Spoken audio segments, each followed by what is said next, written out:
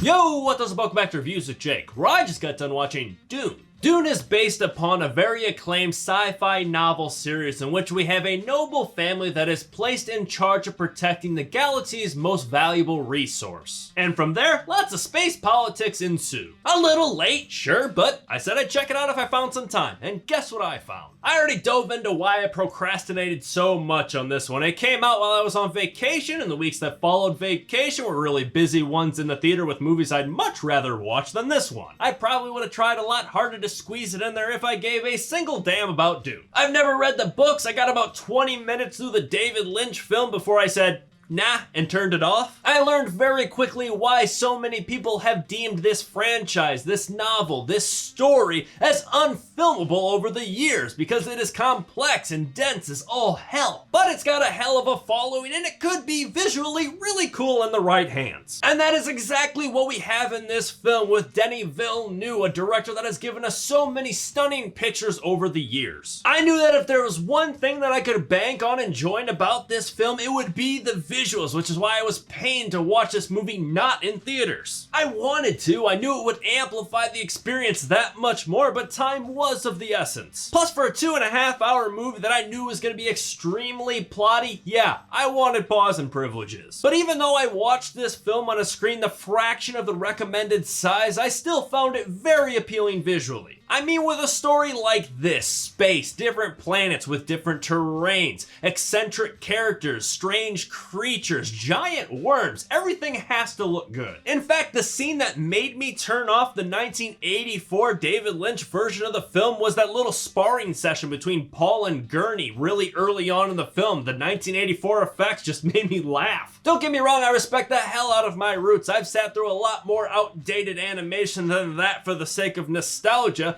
But I don't know, maybe it's that particular day, the particular mood I was in while trying to watch that movie, and I don't know, just wasn't having it. Wasn't ready to sit for a few hours of watching that. But that was not the case with this installment because this film looked brilliant. I mean, just the size. It is huge. This movie is massive. It is a spectacle to behold. And like I said before, the different planets with different terrains, from the very cool temperatures used on planet Atreides and the very warm tones used on Arrakis. And all of the sets and costumes on both sides of the spectrum were designed to perfection. It really felt like it transported you to a different galaxy. I've always really enjoyed seeing different people's visual interpretations of things they've read in written fiction, like books and novels. The probably very different visual pictures being illustrated in our heads while we read text on a page. Everyone's visions might have some similarities with some of the key components that get a lot of paragraphs of description in the text, but some of these finer details are sometimes left up to the eye of the beholder. So to actually sew and create the clothes on the backs of these space politicians, actually build and construct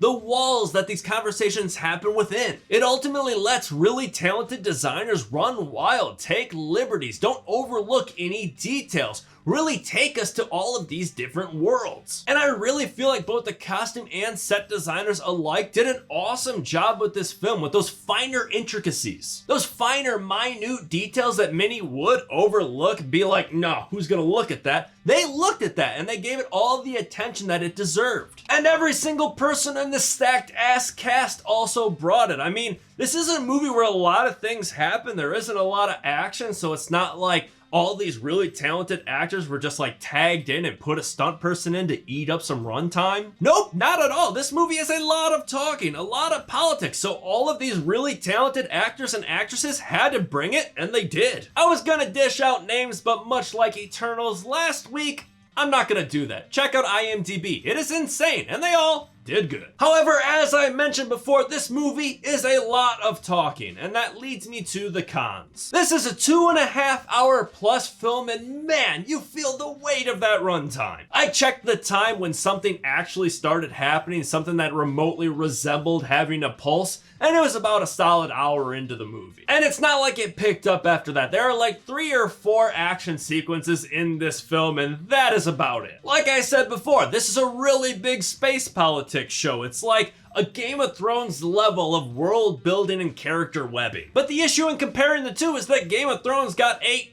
full seasons to build the world of Westeros, to give us everything we needed to know to actually care. But this being a story of similar magnitude and size and complexity, to be told over the course of 2 movies, assuming that the sequel that has been officially greenlit is a similar runtime, it's gonna be about 5 hours to tell this huge complicated story. As a result of this condensed window to get the story across in, they just throw so many exposition dumps at you, it is insane. It's either people talking to each other but clearly talking to us, a narrator that's 100% talking to us and not hiding it at all, maybe even a character listening to like an audio recording that sounds like a podcast or audio book, dumping information on us. Bold strategy, COD, but no matter how you splice it, that is still exposition. This film is just constantly talking at you like you're sitting in a freaking lecture hall. And what's gonna happen if you're sitting in a lecture hall for 5 hours? You're gonna feel every tick of the minute hand. This film is and feels super long, and it does very little to help ease that slow pace. Like I said before, very few action sequences, exciting set pieces, and a surprising lack of heart. There was maybe one sequence very early on in the film between Paul Atreides and his father that had some bit of emotion to it,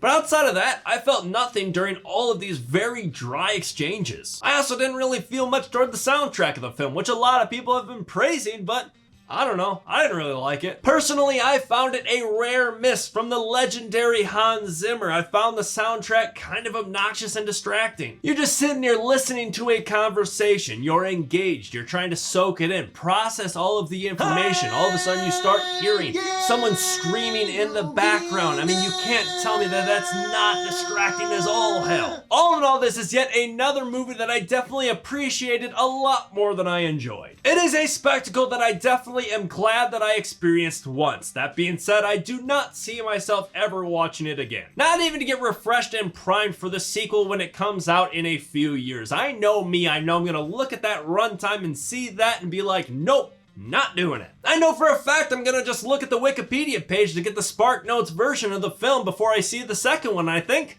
that speaks volumes. I'm going to give Dune a B-. But that's just me. What do you guys think? Let me know if you agree or disagree in the comments below. And make sure to subscribe to this channel to stay up to date. New videos coming real soon. Stay safe. Thanks for checking in.